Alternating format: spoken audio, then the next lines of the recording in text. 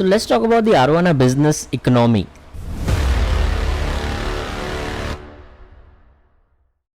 Hey, what's up guys, Abhishek here from Aroflix.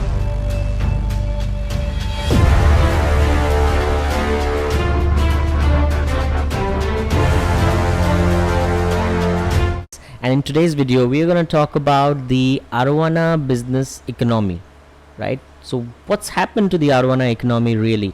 And I'm talking purely from an Indian perspective. So I'm not a finance person, but because I followed the hobby for almost more than 3 years actually, 3.5 years to be precise. So I think it's a good time for me to look back and see how the economy of the arowana hobby or the arowana business has been over this period of time. So before we get started, after a long time I'm saying this, so if you haven't already subscribed to this channel, then please go ahead and subscribe, and also select all the notifications so that you get to see all the videos. Alright, so let's get started then. In 2018 is when I had started on the arowana hobby, though I was in the fish keeping hobby for a very long time. But I started arowana in 2018, and I started because it was very fascinating for me to learn about this fish that is so expensive. It has got a chip inside it, and it also comes with a certificate. So it was quite fascinating. So I went into one of the stores nearby my place, and I spoke to the person about arowanas because I thought I should get one. At that time I didn't even know that there was something called Asian arowanas, silver arowanas, Jardinis, African arowanas, batiks. I didn't know anything about them. So he kind of explained to me, saying that it's really the Asian arowanas that have the chip and the certificate and all of those. So so we spoke about price, and he said a high back would cost me around 17,000 and a cross back would cost 32,000.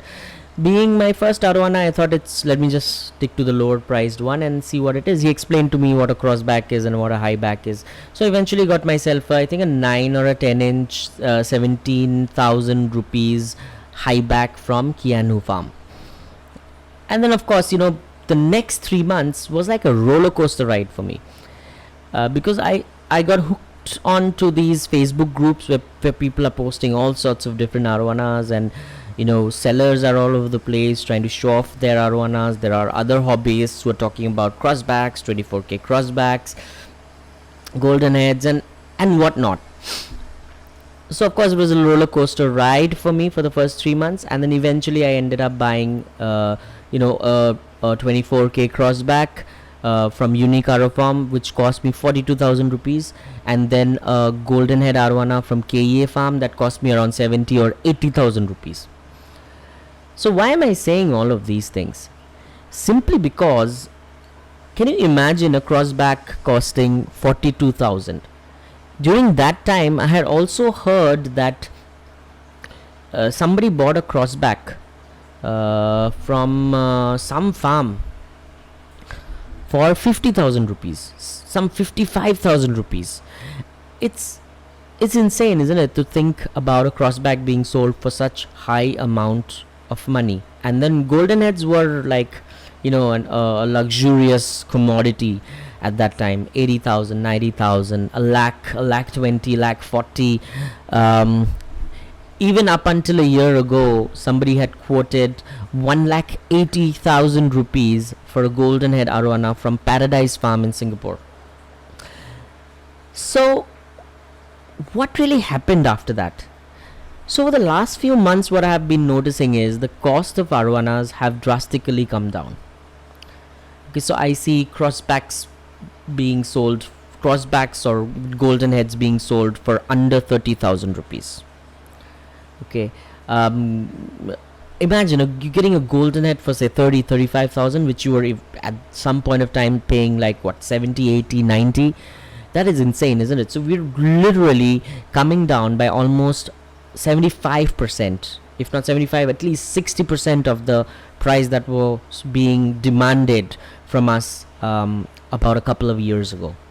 So what really may have happened? Is it really the cost of Asian arowanas going down, or what is it? Okay, that's the question to be asked. Now a lot of people tell me that in the need for different sellers to compete amongst themselves, they have started getting lower quality arowanas and trying to break the market, if I may say. Now, I don't particularly believe in that theory. I'll tell you why.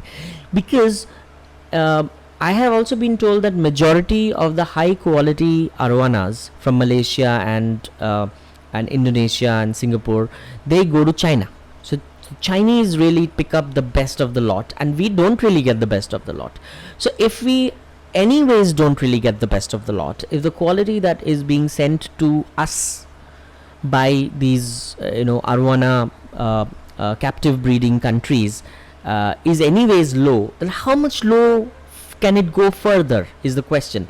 So is it really the quality is the question, or is it that the economy of arowana has not really gone down, but this is what it's supposed to be right from the beginning?